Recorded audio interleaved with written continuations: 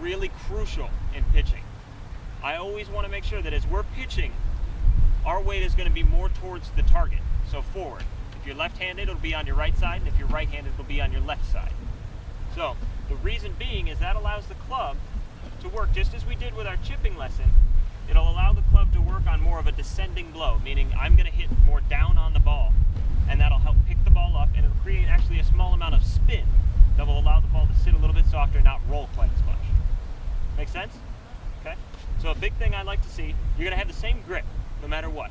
So when you come up here, you're going to grab it the same way you would with a 7-iron or a driver, back out 150 yards or 200 yards away. Doesn't matter, it's going to be approximately the same grip. The stance itself is going to narrow up a little bit. Not drastically, but you know, I'm standing a little bit more narrow than I would if I were to hit a full swing. I don't need quite that same stability, so I'm going to try and get a little bit more precise in my movement. Okay?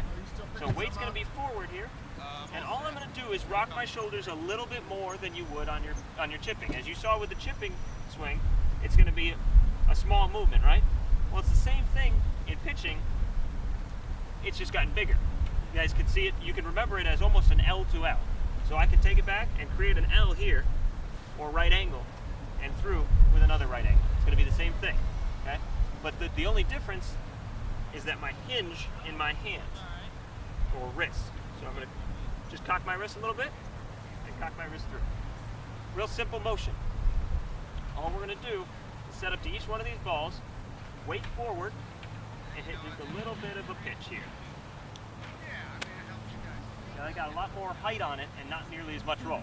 Now I got to fly it a little bit further to get it all the way to the target, but obviously that has to do with feel, okay? Do you guys have any questions before we proceed into the actual process of you guys hitting the balls? No